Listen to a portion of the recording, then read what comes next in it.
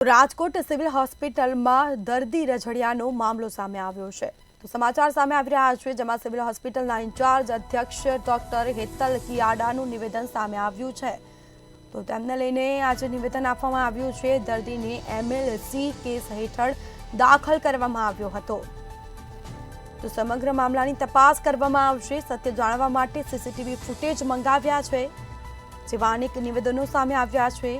Civil હોસ્પિટલના in charge અધ્યક્ષ doctor Hetal કિયાડાનું નિવેદન સામે આવ્યું છે એ દર્દી જે છે એ 20 તારીખે સાંજના 7:30 વાગે દાખલ કરવામાં આવેલ હતા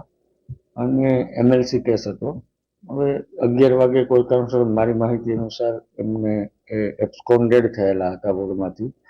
અને પછી બીજી જગ્યાએથી મળી આવેલ અને પાછી હેલ્પ ડેસ્કના કર્મચારીએ પાછા એમને વોર્ડમાં જ દાખલ કરવામાં આવેલ હતા। આ સમગ્ર કિસ્સામાં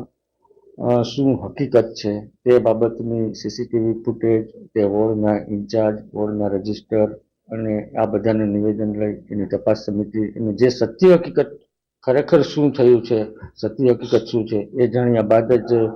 આપણે આગળ કંઈક બોલી શકશું અને જે કોઈ આની અંદર ઇન્વોલ્વ હશે, જો ગેરરીતિ કરીને આ રીતનું કૃત્ય થયેલું હશે